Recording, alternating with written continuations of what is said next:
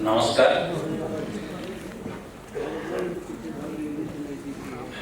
मंच पर आसीन सभी गणमान्य अतिथियों, सहकर्मियों तथा इस राजभाषा उत्सव में उत्सव की सभा कक्ष में उपस्थित सभी को हार्दिक शुभकामनाएं देता हूँ।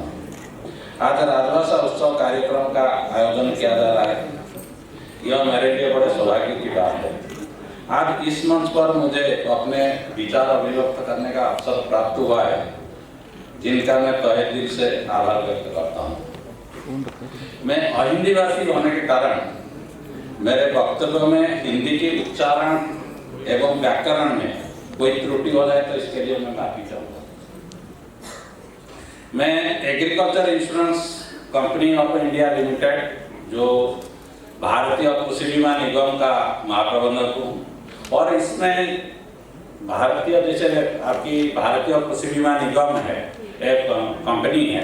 ये जनरली हम जो भी किसान भाई हों, जो भी उनके इनपुट कॉस्ट होता है, जो लागत लगाते हैं कृषि उत्पादन करने के लिए, फसल उत्पादन करने के लिए, उसको सुरक्षा देने के लिए हम काम करते हैं। और इसमें प्रमुख जो योजना है, इसमें प्रधानमंत्री फसल बीमा योजना कार्यकारी का प्रमुख रूप से हम करते हैं। इसके साथ कंपनी की तरफ से जो अन्य फसलें हैं, जैसे भी आपकी कृषि से संबंधित तो कोई भी कार्य हो, इसमें पशु संपदा की काम हो, या तो मत्स्य पालन हो, कुक्कुट पालन हो, या तो अन्य भेड़ बकरी का आप बीमा करना चाहते हैं, या तो अन्य फसलें जो फसलें प्रधानमंत्री फसल बीमा योजना में कवर नहीं है, उसका भी बीमा करना हम शुरू कर दिए हैं। तो इसके लिए जो भी फसल बीमा संबंधित कोई भी जानकारी आपको विस्तृत रूप से जानना चाहते हैं, तो हमारे स्थल का आप जरूर जाए, वहाँ पे आपको इस संबंध में जानकारी मिल जाएगी। जहाँ तक हिंदी की बात है, जहाँ पर मैंने काम किया, वहाँ पर मैंने हर वक्त यही कोशिश करता हूँ कि जिस देश में, जिस प्रदेश में जो भी भाषा है, जो प्रदेश की भाषा है, उसी भाषा में हम इससे भारतीय कृषि बीमा कंपनी की जो बात है, या तो बीमा संबंधित जो भी हमारे बात है, हम लोगों तक पहुंचाए। हिंदी में तो होता ही है, जहाँ पे हिंदी है वहाँ पे 100% हिंदी में काम करते हैं, जहाँ पे तमिल है वहाँ तमिल में करते हैं, जहाँ बंगाली, उड़िया, तेलुगु, सब भाषा में हम इसका जो हमारे लिफलेट बनता है उसी भाषा में हम बनाते हैं। तो एक तरफ से हमने जो राजभाषा का जो महत्व है, जो राजभाषा का जो इम्पोर्टेंस है, हम इसको बनाए रखते हैं। जहाँ तक हिंदी की बात है, तो मैं अपने कुछ वक्तव्य इसमें रखना चाहूँगा। भारत विविधताओं का देश है। हमारे देश में अनेक भाषाएं बोली जाती हैं, जिनमें 22 भाषा, 22 भाषा हमारे अधिसूचित हैं। 15 भाषाएं तो हमारे भारतीय मुद्रा में छपा हुआ है। उसमें हमको बहुत सारा तो पता नहीं होगा कि कौन सी भाषा क्या है।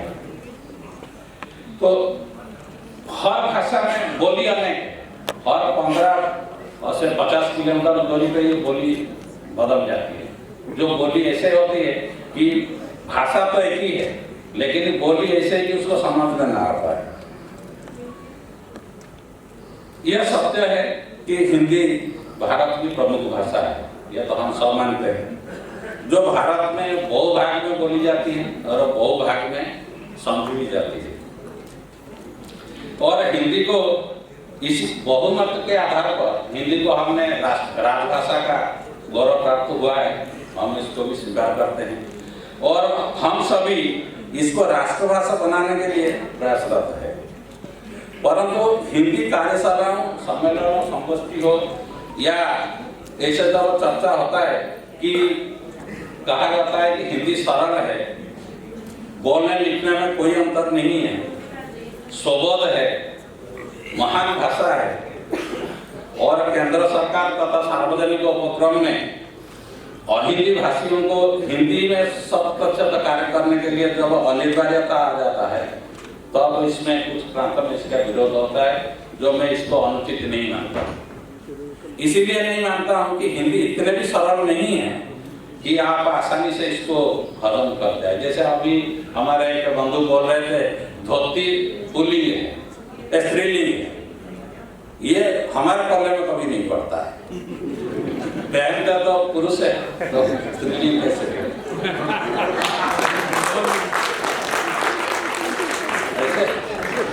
जैसे लड्डू खाया जाता है, जलेबी खाई जाती है, ये भी हमारे पल्ले में नहीं पड़ता है।